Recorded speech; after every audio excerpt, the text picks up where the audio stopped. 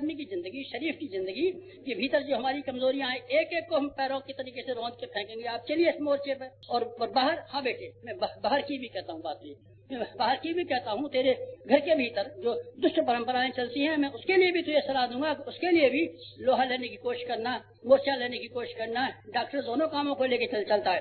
Doctor को operation करना पड़ता है, मरहम लगानी पड़ती है, तो डॉक्टर की तरीके से चल।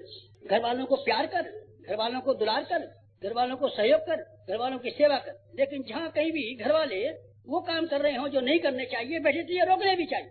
और न केवल घर वालों के विरुद्ध बल्कि सारे समाज के विरुद्ध, सारे समाज में जो अच्छाइयां हैं उनको समर्थन करना चाहिए, प्रोत्साहित करना चाहिए।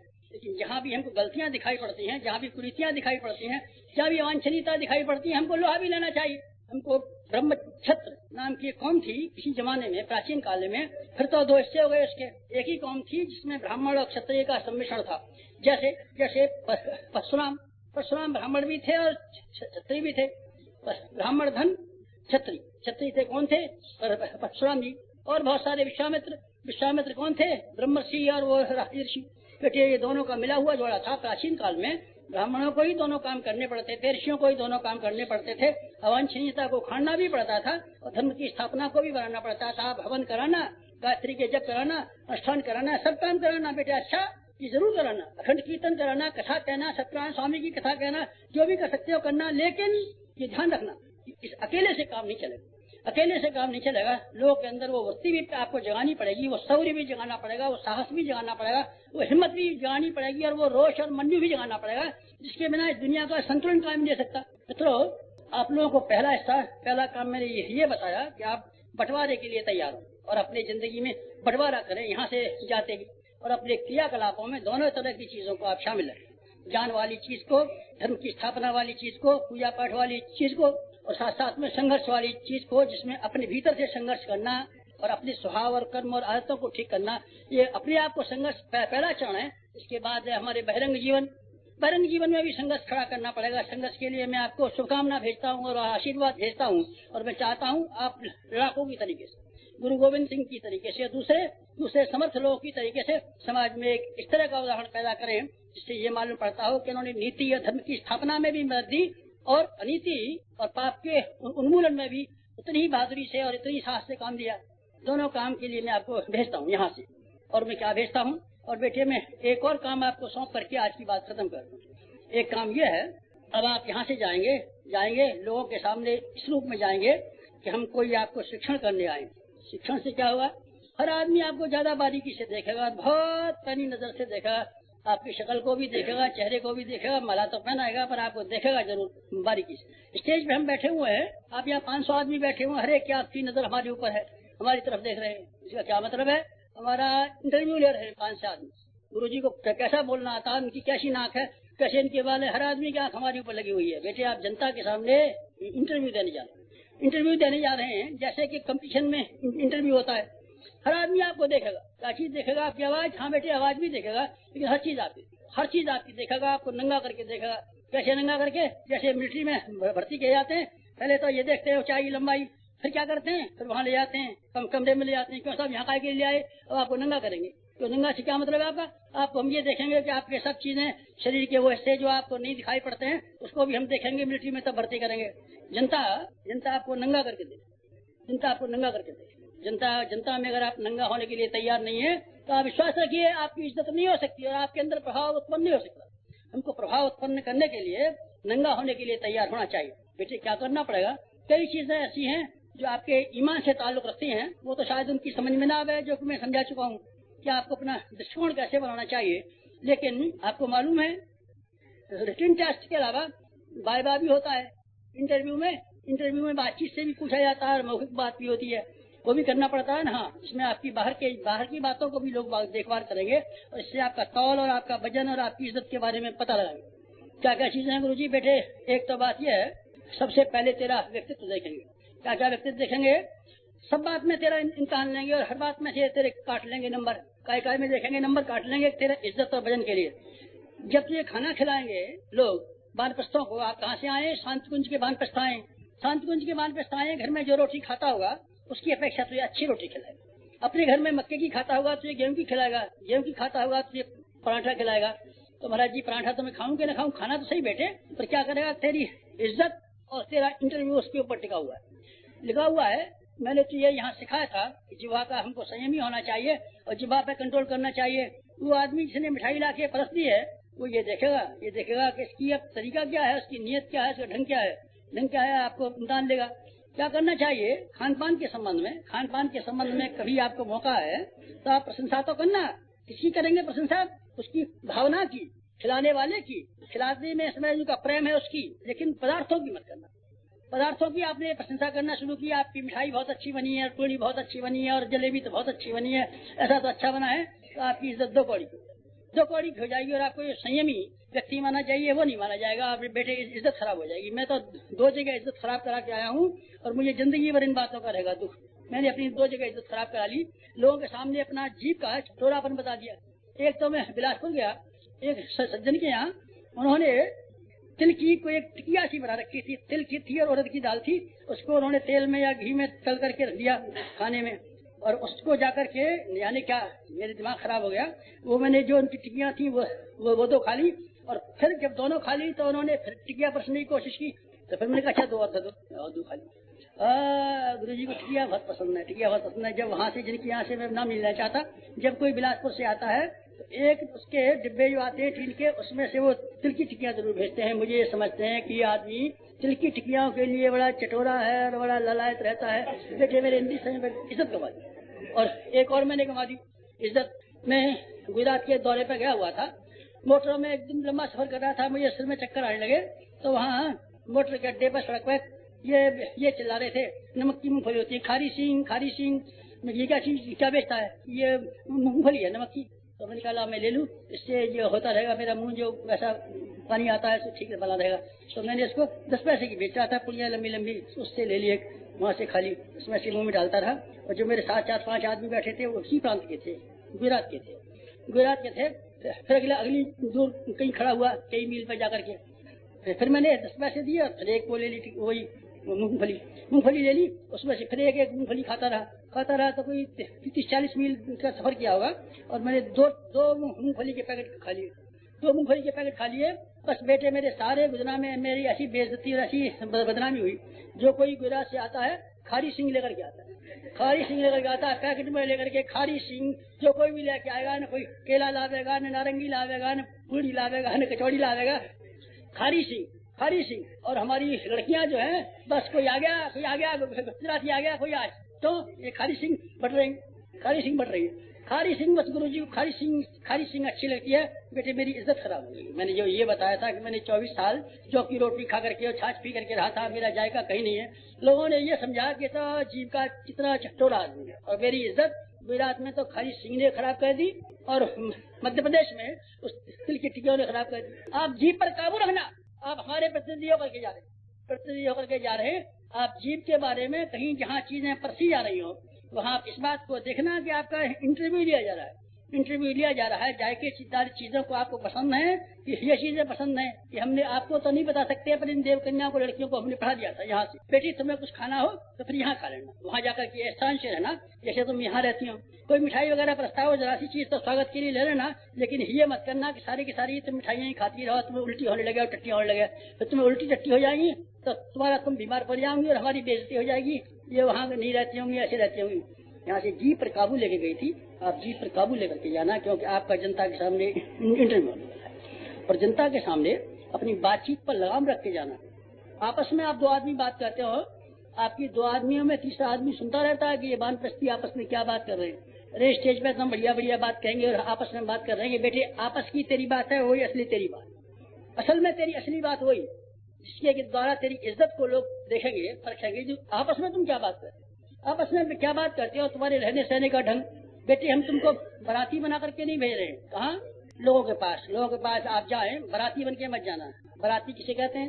बाराती बैठे उसे कहते हैं जो फरमाइशें, कोला लाइए, 6 बज गए, चाय लाइए, ये कीजिए, और हमको माला नहीं पहनाइए, और हमको ये नहीं दिया। फरमाइशें करते जाते हैं। आपको हम वॉलंटियर बना के भेज रहे हैं, इसीलिए भेज रहे हैं कि जहाँ कहीं भी आप जाएं, उन लोगों को जानकारियां नहीं है, आप कंधे से कंधा मिला के काम करना, और एक वॉलंटियरी की तरीके से उनको बताना आपको काम करना नहीं आता है, देखिए हमको आता है, हम काम करेंगे यहाँ, हमको तो स्टेज पे व्याख्यान तो शाम को ही देना है, 2 घंटे देना है, बाकी तो 22 घंटे बचते हैं। 22 घंटे हम क्यों बैठे रहेंगे, हम आपके साथ काम करेंगे और एक स्वयं सेवक की तरीके से काम करेंगे। बेटे ऐसे काम करना, ये आपकी इज्जत, इससे आप करेंगे, ऐसा हमारी इज्जत खराब हो जाएगी और मेहनत करेंगे, हम तो बड़े आदमी हैं और हम तो नेता हैं और हम तो व्याख्यान देने गए थे। नहीं बेटे, ये व्याख्यान देने के लिए जाएगा, नेता बनने के लिए जाएगा तो अपनी इज्जत गवा बैठेगा। और तू वॉलंटियर की तरीके से काम करेगा, साथ साथ काम करेगा, कंधे से कंधा मिला के काम करेगा तो अपनी इज्जत खरीद के लाएगा। अपनी नियमितता के संबंध में, पूजा और भजन के संबंध में, पूजा और भजन हमारा मुख्य उद्देश्य है। बेटे हमने भजन सिखाया है, लोगों को भजन सिखाएंगे, भजन के प्रति बड़ी हमारी निष्ठा है। तो अभी आप क्या कह रहे थे, अभी हम ये कह रहे थे कि भजन को तू जिस तरीके से करना चाहता उसकी मैं बात कहता हूँ। मैं जो भजन दिखाता हूँ वो तो हमारे जीवात्मा का साबुन है, वो तो हमारा जीवन का ध्रुवतारा है, वो तो हमारा प्राण है। हम रोटी खाए बिना जिंदा रह सकते हैं लेकिन भजन के बिना जिंदा नहीं रह सकते, क्योंकि हमारे लिए सांस की जरूरत है और भगवान के प्रकाश की जरूरत। सांस और भगवान का प्रकाश हमारी दृष्टि से दोनों एक बराबर है, लेकिन हमारा अलग है, आपका अलग है। जिस दृष्टि से आप लेते हैं उससे मुझे नाराजगी है, जिस दृष्टि से मैं लेता हूँ बेटे उसका तुम्हें प्रचार करना चाहता हूँ, फैलाना चाहता हूँ। आप जहाँ कहीं भी बाहर जाएं अपनी नियमितता के बारे में इन बातों को ध्यान रखना। आपकी किसी चीज में नागा हो जाए, आज तो बड़े थके हुए आए हैं, ला अभी सोएंगे नहीं बेटे, संध्या का समय है तो पहले संध्या करना। रामचंद्र जी के इस बारे में जब वो सीता जी को तलाश करने गए तो उन्होंने अपने उसमें वियोग में बिलखते हुए देखा, अब संध्या काल हो गया, सीता कहीं भी होगी, किसी भी हैसियत में होगी, लेकिन अपना भजन करने के लिए और संध्या करने के लिए इस नदी के तालाब पर जरूर आएगी। संध्या के बारे में गिरहस्ती मत करना, संध्या के बारे में नागा मत करना, नागा की मत करना, भजन के बारे में कहीं नागा मत करना, भजन के बारे में कहीं नागा मत करना। और जवान से आप मिठास बरसाना, अमृत बरसाना, प्यार बरसाना और लोगों की प्रशंसा करना। आप में जो आदत सारी जिंदगी भर रही है, शायद वही आदत वहाँ भी जाने लगे तो बेटे हमारी भी इज्जत खराब हो जाएगी, तेरी भी इज्जत खराब होगी। बाहर जहाँ कहीं भी जाए जिन लोगों से उनकी प्रशंसा करना तेरा पहला काम है। आपने बड़ी मशक्कत से ये किया, आपने बहुत अच्छी तरीके से ये पंडाल बनाया और आपने कैसी तैयारियां की हैं और आपको 2 महीना समय लग गया, काम छोड़े बैठे, खूब भरपूर प्रशंसा करना उसकी। और प्रशंसा के बाद में जहाँ कमी दिखाई पड़ती हो, भाई साहब अगर ऐसा संभव हो जाए कि इसकी जगह पर हम ये काम कर लें तो कैसा अच्छा रहेगा, बताइए क्या राय। जो आप कहते हैं तो ठीक है, पर यहाँ कुछ इंतजाम नहीं हो सका, अरे देखिए कोशिश करते हैं फिर शायद इंतजाम हो जाए। आप इस ढंग से कहेंगे क्या? आप उसके प्रेस्टेज को चोट मत मारिए, अहम को मत मारिए चोट, आप इस ढंग से मत कहिए जिससे उसकी इज्जत। अरे आपको तो क्या आता है, देखिए ये बना के रख दिया है, ये देखिए पंडाल कहीं ऐसा होता है, ये तखत जिसमें हम बैठेंगे ये टूटा हुआ तखत है, और देखिए आपको तो ये भी नहीं आता, ये भी नहीं आता। बेटे जहाँ आप नुक्ताचीनी करेंगे ठीक है, उस आदमी की गलती तो आप बता ही देंगे, लेकिन आप में अपना घटियापन भी साफ कर देंगे। आप बड़े घटिया आदमी, आपको प्यार करना नहीं आता, आपको मोहब्बत नहीं आती, आपको दुलार करना नहीं आता, आपको प्रोत्साहन देना नहीं आता, आपकी जबान में बिच्छू का डंक है। आपको बिच्छू का डंक लेके हम मत जाना, हमने कोई ऐसा बनप्रस्थ नहीं बनाया है, कोई ऐसा नेता हम नहीं बनाना चाहते जो बिच्छू का डंक जीव में लेकर के जाए, जीव में लेकर के जाए। आप वहाँ नम्र होकर के जाना, सज्जन होकर के जाना और सही होकर के जाना। और 2 बातों को और ध्यान रखना, इसमें आप चूक मत करना कभी, इसमें आपने चूक कर डाली तो हम मर जाएंगे बस। ये और आपका वानप्रस्थ बनाना तो दूर। एक तो बेटी ये पैसे के संबंध में आप अपना छाप ये डाल के आना, पैसे के बारे में आप निष्प्रह हैं, पैसे के बारे में आप नहीं निष्प्रह हैं। कहीं आपने ऐसा शुरू कर दिया कि आरती उतारी और आरती में बस पैसे जाना शुरू किया, वह जमा हुआ उसमें से एक मुट्ठी जेब में डाल लिए तो बेटे हर आदमी की आंख देख लेंगी और तेरी इज्जत जाएगी, गायत्री माता की इज्जत जाएगी, वानप्रस्थ आश्रम की इज्जत जाएगी और हमारी इज्जत जाएगी और भगवान की इज्जत जाएगी, हिंदू धर्म और संस्कृति और परंपरा की इज्जत जाएगी, गायत्री माता की इज्जत जाएगी। इसलिए क्या करना चाहिए, पैसे के बारे में आप जाना चाहते हो तो ठीक है, आप अपने घर में क्या गुमान करते हैं क्या नहीं करते हैं वहाँ बेईमानी कर सकते हैं, लेकिन वहाँ जहाँ आपको हजारों आदमी देख रहे हैं और भगवान देख रहा है और जहाँ ऋषि की वेदी पर बैठे हुए वहाँ से पैसे की चालाकी मत करना। पैसे की चालाकी आप करेंगे तो बेटे बड़ा मट्टी पड़ी हो जाएगी। पैसे का सवाल नहीं है, सवाल आपके ईमान का है और सवाल इस बात का है कि आपका तौल और आपकी वजन इस लायक है कि नहीं। आप 2 पैसे के ऊपर ईमान खराब करते हैं तो हम कैसे मानेंगे कि आप कोई ऐसे चरित्रवान आदमी है और ऐसे आदमी है जो नया युग लाने के लिए लोगों के सामने नमूना पेश कर सकते हैं। पैसे के बारे में मत करना, पैसे के बारे में कुछ मत करना। जहाँ से एक पैसा है रसीद देना, वहाँ आपके पास रसीद न हो तो हाथ की पर्ची काट के दे आना, देखिए हम गायत्री तपोवन में जा रहे हैं और आपके ये 11 रुपए मिले हम आज रसीद भेजेंगे, जब तक कि आपकी जानकारी के लिए, ताकि हम बेईमानी न कर लें। आपको अपने हाथ की पर्ची लेकर के दे जाते हैं, 11 रुपए हमको आपको मिले हैं, रसीद हम वहाँ से भेजेंगे। यहाँ तक किराया भाड़ा भी कहीं दे, आप किराए भाड़े का भी उनको पर्ची बना करके दे आना। आपने देखा नहीं है, रेलवे से टिकट लेते हैं और जो गवर्नमेंट के स्टाफ के आदमी है रेलवे वालों से रसीद ले लेते हैं, हमने टिकट खरीदा है, बेटी आपको टिकट कोई देता हो तो भी आप रसीद देना, उसकी से रसीद भिजवाना और टिकट का पैसा ना डलवाना। नाम डलवाना पैसे के बारे में। पैसे के बारे में अगर आपने खराब पन्ना अपना कायम रखा, बेटे हमारी इज्जत कायम रहेगी, हमारे मिशन की इज्जत कायम रहेगी। और लोगों ने आपके बारे में ये ख्याल बनाना शुरू कर दिया, ये बड़ा पैसे के बारे में ढीला आदमी है, पैसे के बारे में चालाक आदमी है, बस बेटे फिर आपका श्लोक बोलना और मंत्र बोलना और आपका अमुक करना सब एक और पैसे की चालाकी एक और। एक दूसरा एक और बात बताता हूँ, जहाँ आप जाएंगे आपके प्रति आकर्षण पैदा होगा, आपको बड़ा आदमी माना जाएगा, वजनदार आदमी माना जाएगा, और सभी लोग आएंगे और सभी मिलेंगे। लेकिन मैं एक बात बताता हूँ, आप अगर मर्द हैं तो आप स्त्रियों के बारे में होशियार रहना, स्त्रियों के बारे में होशियार रहना। कोई बहन भाई रिक्शे में बैठ करके साथ साथ जाते हैं और हंसते हुए जाते हैं, हर आदमी ये कहता है ये प्रेमी प्रेमिका जा रहे हैं और किसी की औरत को भागे ला रहा है। देखने वाला हर आदमी कहता है किसी शानी लड़की को आप बार बार बुलाते हैं, बार बार आवाज देते हैं, तुम ये करना ना, तुम ये कर लेना, क्यों? इतने आदमी बैठे हुए हैं, इनसे आप क्यों नहीं कहते? तो गुरुजी आप महिलाओं को, लड़कियों को बुरा मानते हैं और उनको दूर करना चाहते हैं। बेटे मैं दूर नहीं करना चाहता, मैं लड़कियों को मुझसे ज्यादा बढ़ाने वाला कौन हो सकता है? कौन मुझसे ज्यादा प्रोत्साहन करेगा? लेकिन आप आंखें नीचे रखिए और आंख से आंख मिला करके लड़कियों तरफ मत देखिए, और जहाँ तक हो सके शरीर से काफी दूर रहिए। और जहाँ तक हो सके आप ये कोशिश कीजिए कि लड़कियों से कोई बातचीत करनी पड़े तो कई लड़कियां हों या कई लड़के हों, अकेले में मत कीजिएगा। अकेले में जब आप बात कर रहे होंगे, चाहे आप कोई बात कर रहे हो, खाने पीने की बात कर रहे हो, हमको बैंगन का साग अच्छा नहीं लगता तो हमारे लिए टमाटर की चटनी बना देना, कहे यही रहोगे। लेकिन हर आदमी ये समझेगा कि ये कोई गलत बात कहते हैं, खराब बात कह रहे हैं। लड़कियों के बारे में, महिलाओं के बारे में पुरानी प्राचीन परंपरा ये थी कि साधु जो इसके स्वामीनारायण संप्रदाय है गुजरात में, उनमें उन लोगों का यह कोई साधु किसी स्त्री से अपना शरीर नहीं छुड़ा सकता।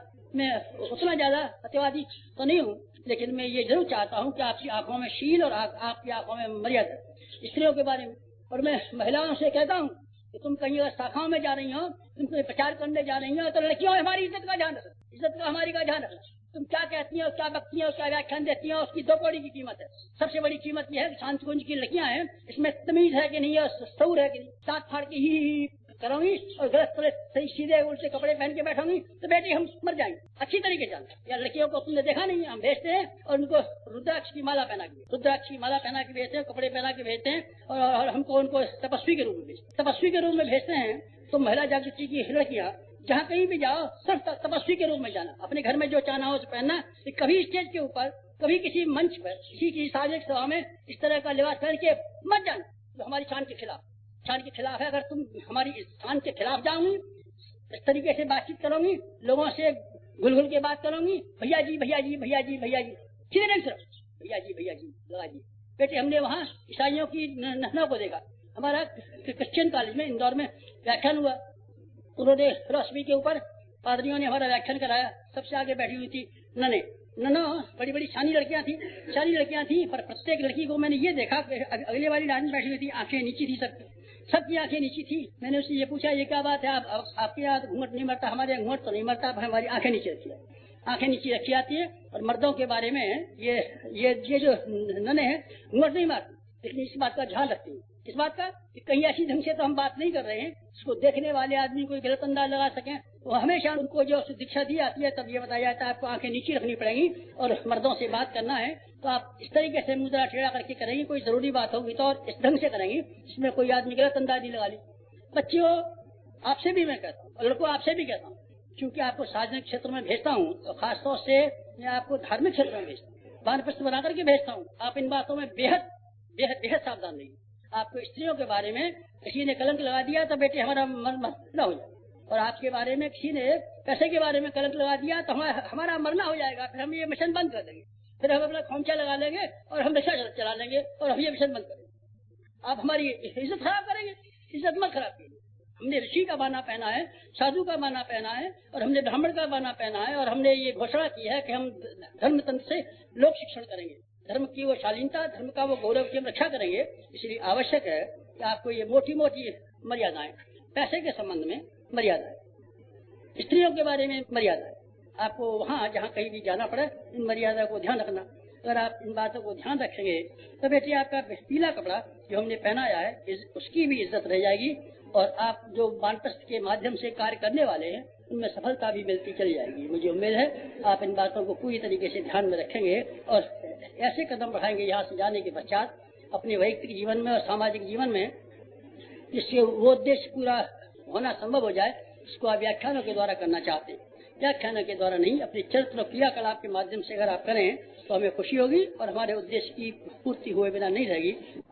अगर आपको हमारा यह वीडियो पसंद आया हो तो इसको लाइक करें, कमेंट और शेयर ज़रूर करें और हमारे YouTube चैनल ऋषि चिंतन को सब्सक्राइब भी कर लें। साथ ही बेल आइकन को भी दबाएं ताकि आपको आने वाली वीडियोस की नोटिफिकेशंस मिलती रहे। धन्यवाद।